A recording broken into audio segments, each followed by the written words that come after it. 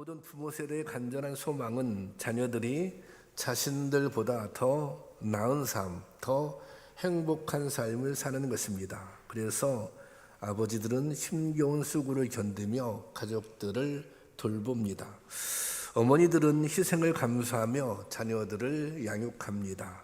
부모의 모든 노력은 자녀들에게 행복을 물려주기 위한 것입니다. 아브라함이 본토 친척 아비집을 떠납니다. 하나님의 명령에 따라서 당시의 본토 친척 아비집을 떠나는 것은 아주 대단한 목숨을 건 모험이었습니다. 그럼에도 불구하고 아브라함이 본토 친척 아비집을 떠나는 결단, 모험을 한 것은 다음 세대의 행복을 위한 것이었습니다. 그들이 하나님의 약속대로 복을 받기를 소원했던 것입니다. 이런 아브라함의 믿음이 이삭, 야곱, 요셉을 통해 계승되었습니다. 하지만 바른 신앙의 전통을 물려주는 일은 정말 어렵고도 힘든 일입니다. 여러분 자녀들에게 여러분의 신앙을 물려주는 것, 그게 쉬운 것 같지만 굉장히 어려운 일입니다. 이스라엘은 40년의 방황 끝에 약속의 땅에 들어가는데 성공합니다. 40년 동안 방황하고 드디어 하나님의 약속의 땅에 들어갔어요.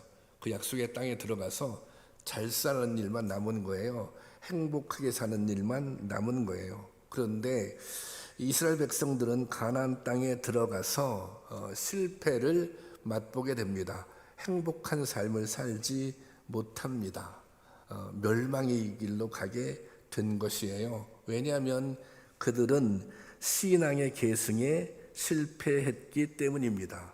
하나님에 대한 믿음이 이어져 가지 못했기 때문입니다.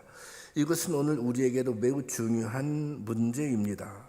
오늘 우리들에게는 다음 세대에 우리의 신앙을 계승해야 할 전수라고도 하죠. 우리의 신앙을 계승하고 전수하고 물려줄 책임이 여러분에게, 이 기성세대에게 있는 것입니다.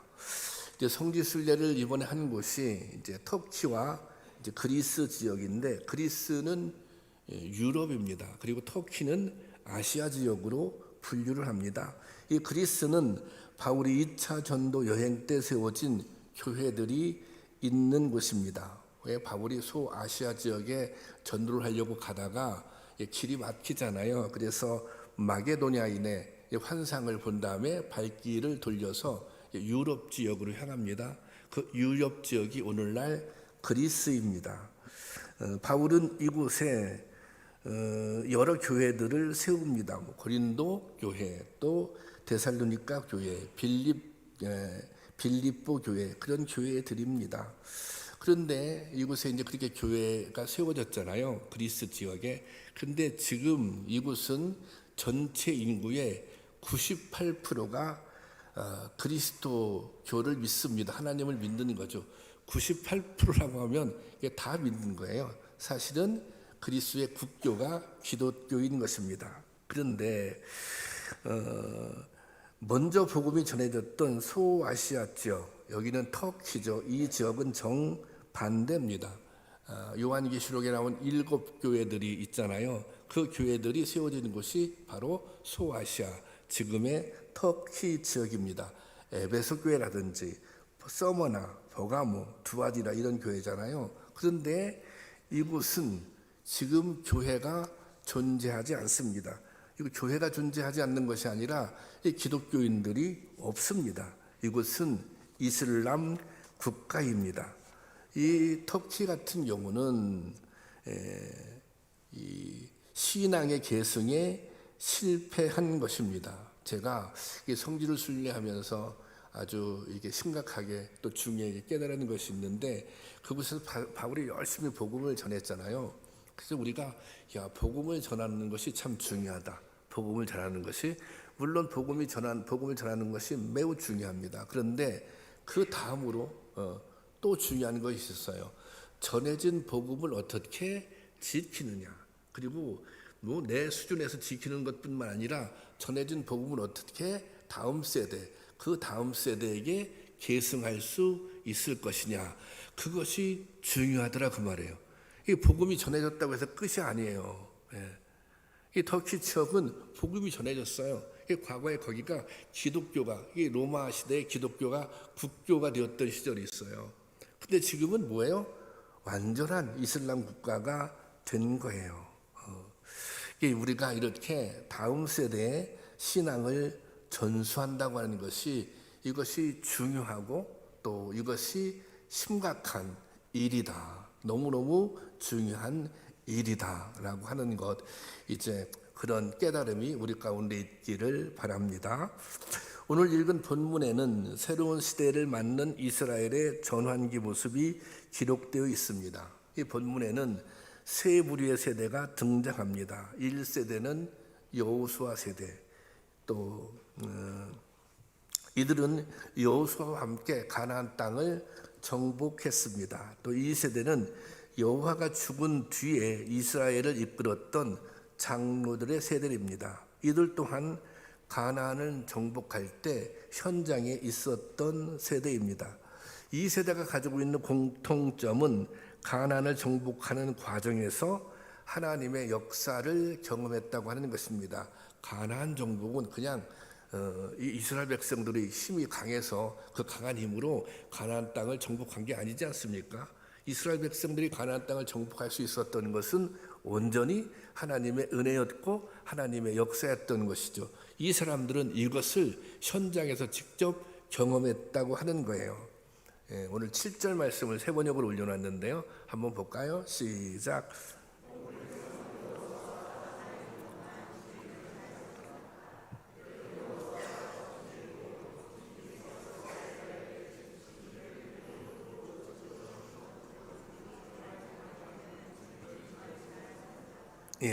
그러니까 이들은 여호와께서 이스라엘을 위하여 행하신 역사를 경험한 사람입니다. 어떻게 여리고성이 무너졌는지, 거인이라 불렸던 가나안 원주민들과 어떻게 싸워서 이겼는지, 그래서 그들은 하나님을 섬기는데 주저함이 없었습니다.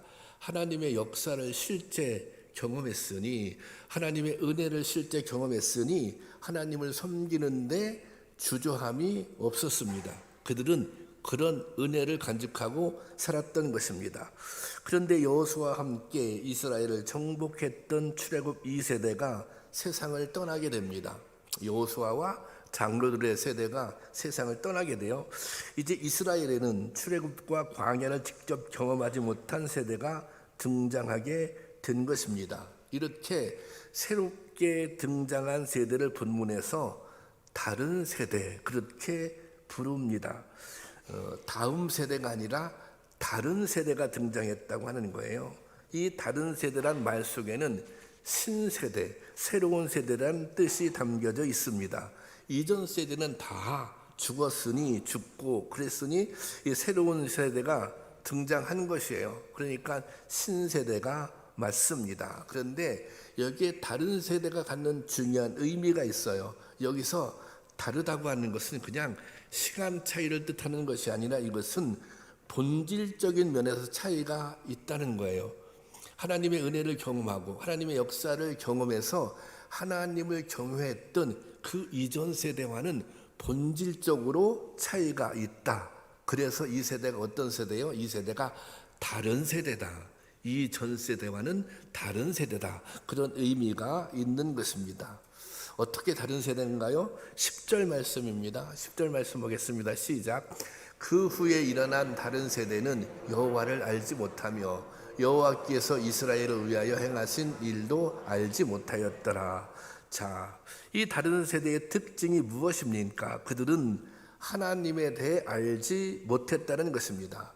하나님의 역사를 경험하지 못했습니다. 그리고 그들에게는 하나님을 경외하는 마음이 없었습니다. 그러니까 하나님의 역사를 경험하지 못했어요. 그러면 어떻게 해야 돼요? 이게 그 전 세대로부터 들어서 배워야 되는 거죠. 어쨌든 이들은 하나님을 경외하는 마음이 없었습니다. 이것은 이스라엘이 가나안을 정복한 지 얼마 지나지 않아서 생긴 일입니다.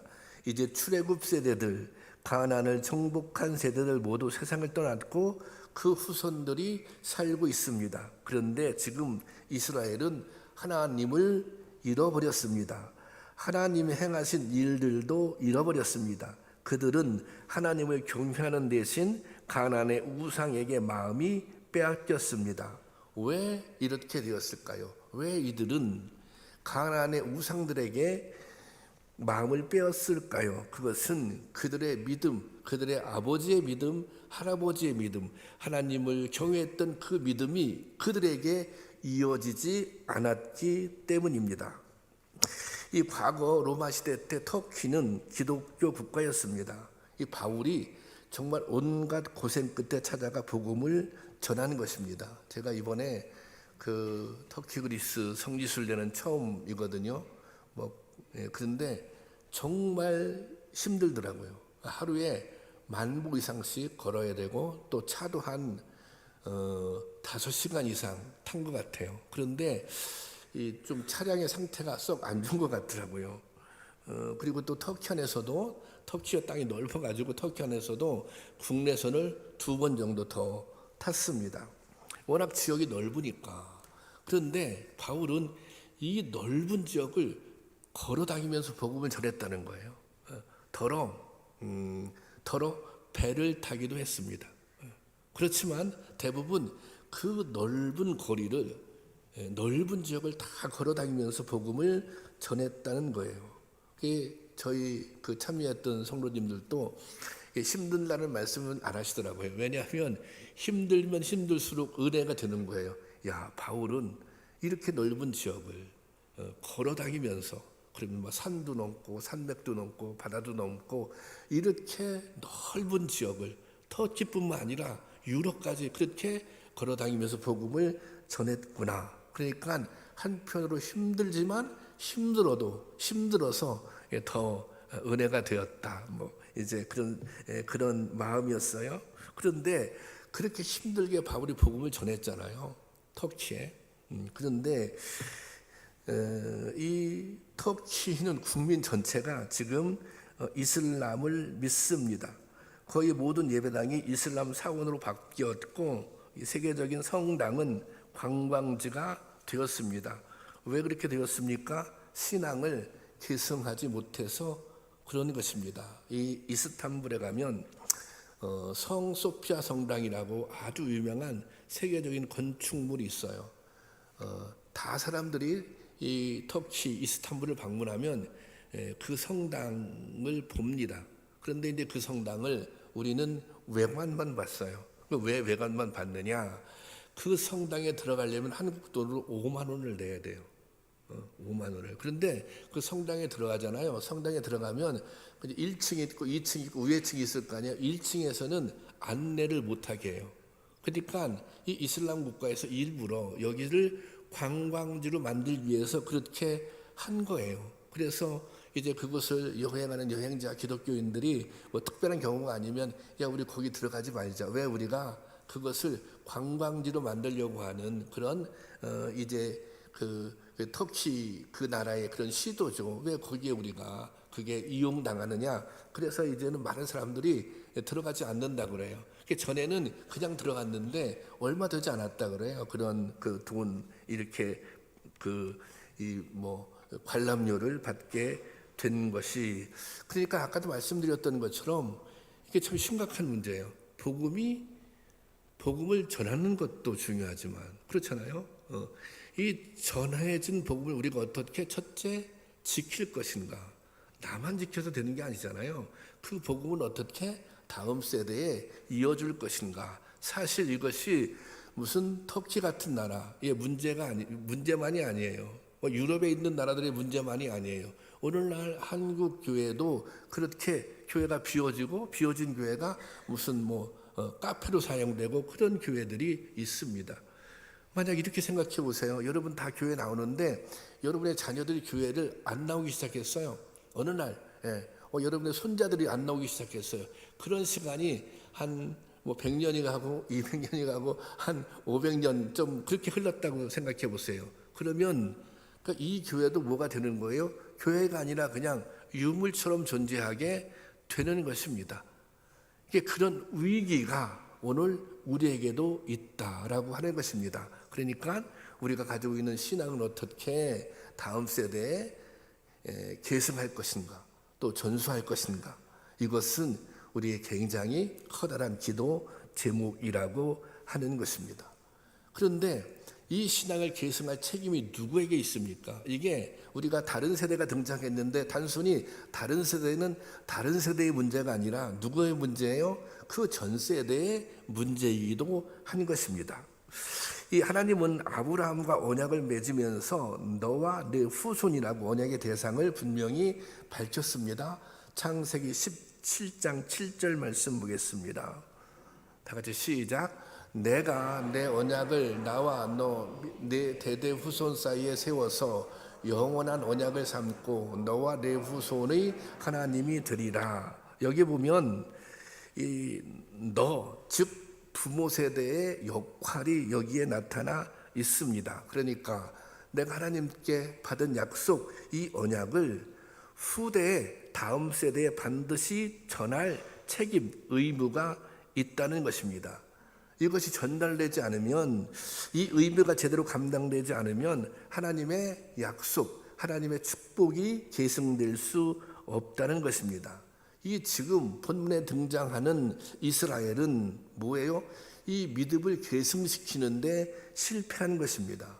이 터키 같은 나라도 마찬가지예요. 믿음의 유산을 물려주는데 실패한 것입니다. 그래서 그곳에 가서 제가 느끼는 것이 이런 거예요. 그리스에 가보면 거기는 그런 흔적들이 많이 있어요. 바울의 사역의 흔적들이. 그것은 유산입니다. 신앙의 유산입니다. 또 터키 지역에 가면 또 그런 흔적들, 바울이 교회를 세웠던 흔적들이 많이 있어요. 그래서 그 막 유적을 발굴하고 있거든요. 근데 그것은 유산이 아니라 그냥 유물이에요. 이게 상업적 가치 때문에 그것을 관광객을 유치하기 위해서 막 발굴하고 있는 것입니다. 이것이 우리가 믿음을 받아들이는 것도 중요하지만 우리가 받은 이 믿음을 어떻게 전수하느냐, 그것 또한 중요한 문제라고 하는 것입니다. 여호수아 세대는 목숨을 걸고 가나안 땅을 정복하고 후손들에게 물려주는 데는 성공했습니다.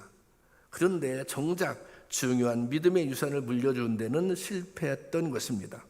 사실 이스라엘이 애굽을 탈출할 때는 이 자녀들의 미래도 생각했을 것입니다. 우리도 똑같이 우리같이 너희도 노예로 살게는 할 수 없어. 우리가 하나님의 약속에 따라서 가나안 땅에 가서 새로운 세상, 정말 하나님이 허락하신 그 새로운 세상을 경험하게 해 줄 거야. 뭐 이런 마음을 가지고 이 애굽을 탈출했을 것입니다.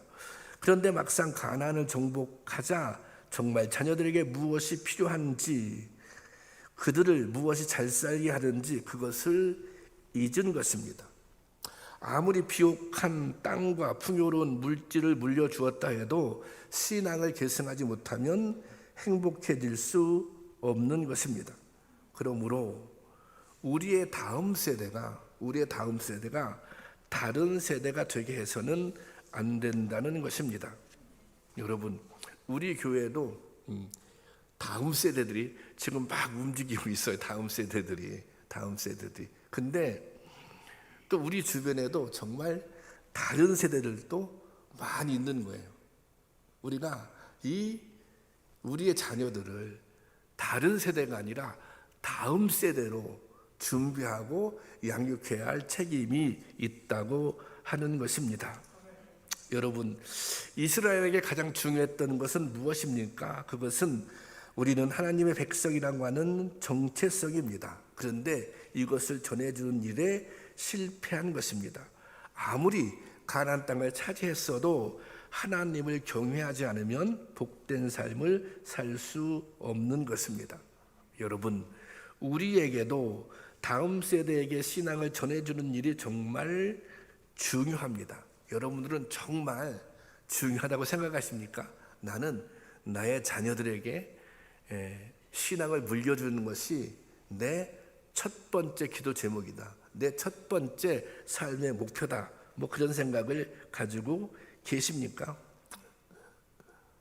또 여러분의 자녀들에게 구체적으로 신앙이 전수되어 가고 있습니까?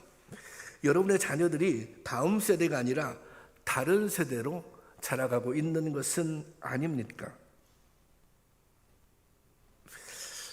하나님을 믿게 하는 것보다 더 중요한 일들이 있다고 생각하는 것은 아닙니까? 여러분, 여러분의 신앙이 다음 세대로 잘 이어질 수 있기를 바랍니다. 이것이 내가 나의 신앙을 반드시 나의 자녀들에게 물려줄 거야. 나의 믿음을 내가 믿는 하나님을 반드시 믿게 할 거야. 그래서 영생을 얻게 할 거야. 그래서 주님이 주시는 행복이 무엇인지 그것을 깨닫게 해줄 거야. 그것이 여러분들, 우리 모두들, 기성세대 우리 모두의 첫 번째 목표가 우선순위가 될 수 있기를 주님의 이름으로 축원합니다. 이 모세는 가나안 땅에 들어가지 못하잖아요. 이 모압 평지에서 인생을 마감합니다.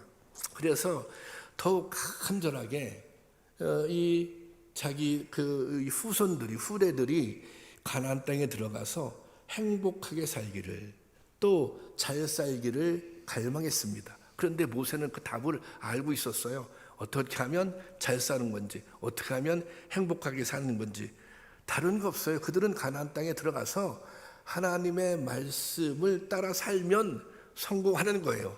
잘 사는 거예요. 이미 이 내용은 모세가 검증된 내용이에요. 이미 이전 세대를 통해서 검증된 내용이에요. 그래서 모세가 이렇게 강조합니다. 신명기 11장 18절 말씀입니다. 다 같이 시작. 이러므로 너희는 나의 이 말을 너희의 마음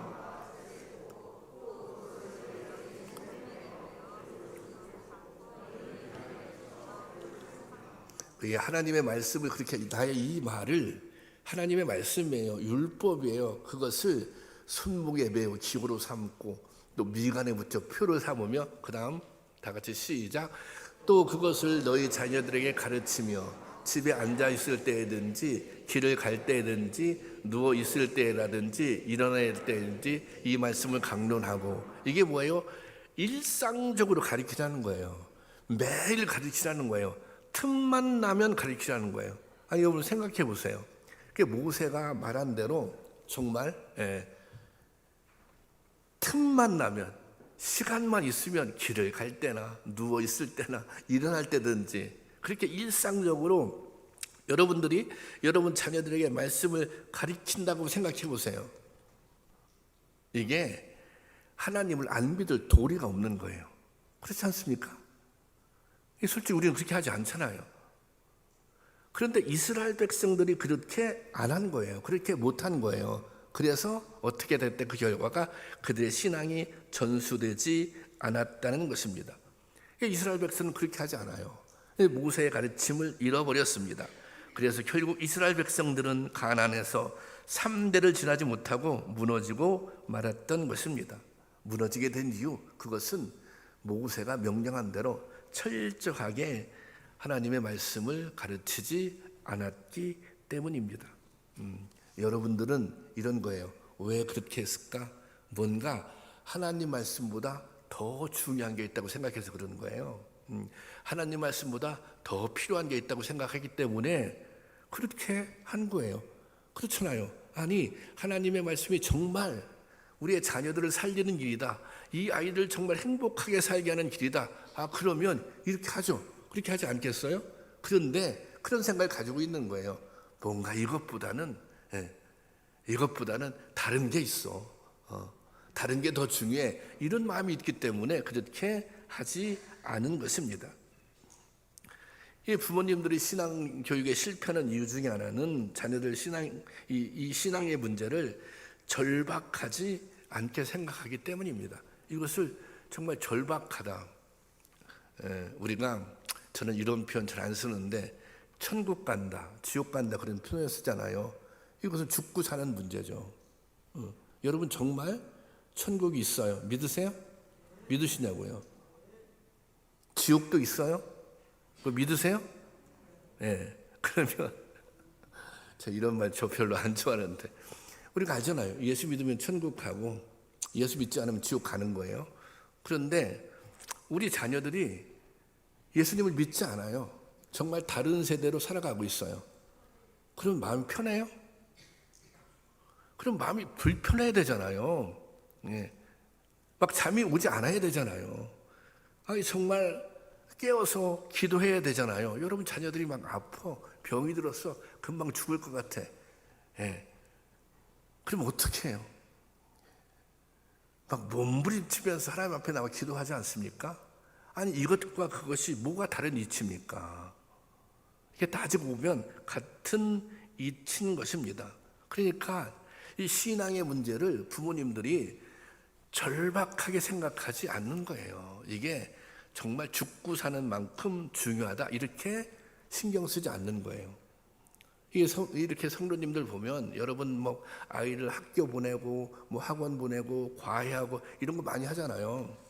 예? 그거 하는 게 잘못됐다는 게 아니에요. 그거 하는 만큼, 그렇게 하는 만큼 얼마나 교육열이 열심입니까? 그렇게 하는 만큼 반만이라도, 딱 반만이라도 자녀 교육에 신경을 쓰잖아요. 그러면 아이들 바르게 신앙생활을 할 수 있도록 양육할 수 있습니다. 근데 그렇게 하지 않는 거예요. 왜 그렇게 하지 않는 거예요? 정말 제대로 된 믿음이 없는 거죠.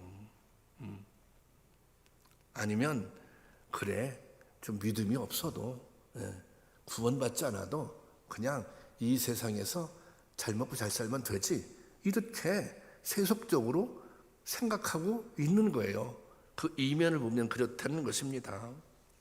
여러분, 하나님께서 자녀들에게 말씀을 가르치라고 명령하신 이유는 이것이 성공과 실패를 가늠하기 때문입니다.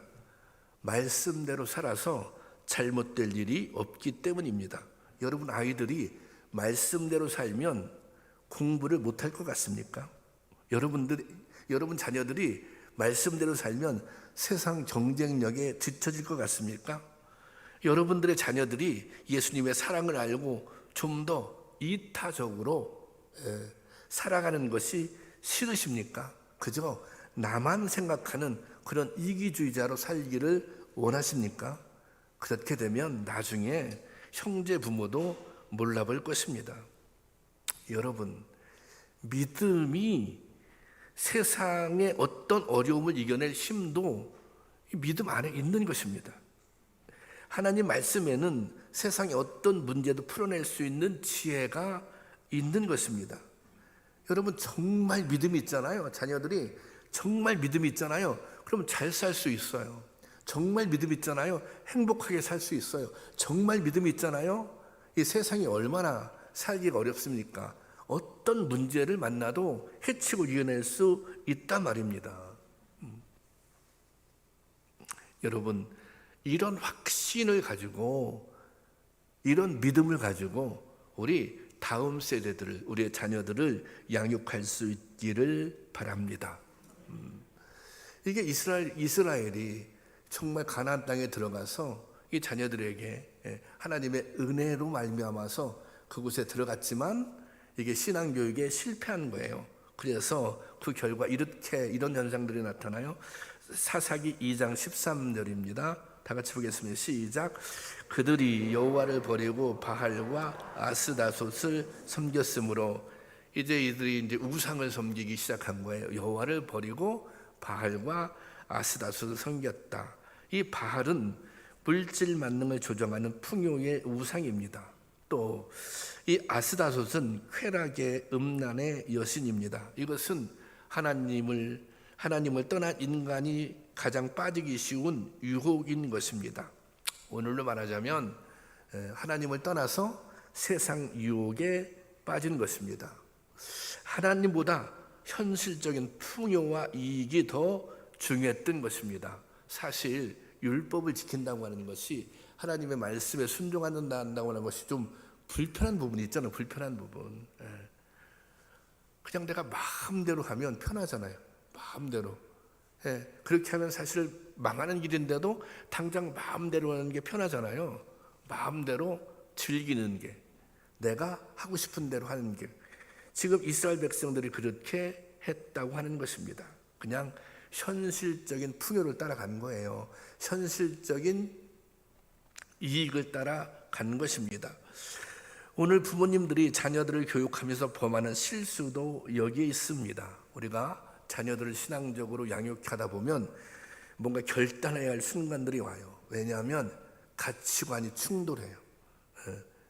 이런 세상적인 가치관과 또 자녀들을 믿음으로 양육하기 위해서는 그런 가치관이 부딪히는 부분이 있어요.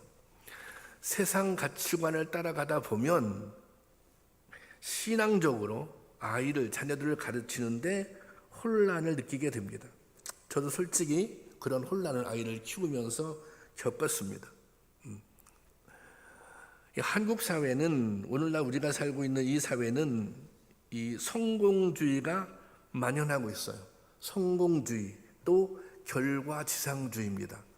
과정이 중요하지 않아요. 결과만 좋으면 이 사람이 이렇게 생각해봐요. 막 좀 나쁜 짓을 했어요. 근데 돈을 많이 벌었어. 그러면 우리가 과정을 딱 생략하고 하나님이 복 주셨다, 그렇게 말할 수 있어요? 그렇게 말할 수 없는 거예요. 기독교 신앙은 뭘 중요해요? 과정을 매우 중요하게 생각합니다. 올바른 과정, 그 길을 걷다가 그 과정이 좀 공의로웠어요. 그 과정이 정직했어요. 그래서 실패할 수도 있죠. 여기서 중요한 건 실패가 중요한 것이 아니라 과정, 내가 어떤 과정을 살아내고 있는가, 그것이 중요한 것입니다. 그런데 우리가 살고 있는 이 사회는 그걸 중요하게 생각하지 않아요. 심지어는 교회에서조차 자꾸 몸만 가지고 얘기하려고 그래요. 결과만 가지고 얘기하려고 그래요. 그런데 여러분 아세요? 과정이 잘못된 성공은 언젠가는 무너지게 되어 있습니다. 오늘 우리 사회에서 나타나고 있는 현상들 아니에요. 무슨 어떤 보니까 무슨 이렇게 배우가 무슨 지금 감옥 가고 그러잖아요. 근데 그 배우가 무슨 찬양해서 그런 것도 제가 그런 기억이 있어요. 예. 그런 무슨 이렇게 무슨 그 찬양 집회 이런 걸 제가 본 기억이 있는 것 같아요. 그런데 사실 다 그게 사람들이 무엇만 생각하니까? 결과만 생각하니까. 근데 이 친구도 과정을 무시하고 결과만 생각하니까 그게 무너진 거예요. 자기가 오랫동안 쌓은 모든 것들이 그냥 한순간 무너지게 되는 것입니다. 과정을 생각한 성공, 잘못된 과정을 갖춘 성공, 그것은 무너지게 된다는 것입니다. 그러니까 여러분, 결과에 집착하지 말고 제발 좀 과정, 이게 하나님이 원하시는 방향, 이것도 먼저 생각할 수 있기를 바랍니다. 여러분, 우리 자녀들을 다른 세대가 아니라 정말 다음 세대로 잘 키워야 합니다. 정신 바짝 차리고 이 사명을 우리가 감당해야 하는 것입니다. 저는 가끔 이런 말씀 드려요. 우리가 자녀들을 양육한다, 또 교회에서 교육을 한다, 이런 마음으로 해야 된다. 내가 선교사로 파송받았다. 선교사 목숨 걸고 자기 사명 감당하는 거 아닙니까? 그렇게 이것이 정말 심각한 문제다. 이것이 중요한 문제다. 이것이 내가 온 힘을, 그 어떤 것보다 온 힘을 기울여야 할 문제다. 그렇게 생각하고 이 일에 정말 집중해야 한다고 하는 것입니다. 그렇지 않으면 정말 교회가 머지않아서 비게 될 것입니다. 교회가 무너질 것입니다. 지금과 같은 모습으로 우리가 좀 안일하게 이 다음 세대에 대해서 경각심을 가지 않고 고민하지 않고 준비하지 않으면 교회는 결국에는 무너질 거예요. 바라기는 그런 사명, 이 다음 세대를 잘 세워갈 그런 사명을 감당할 수 있기를 주님의 이름으로 축원합니다.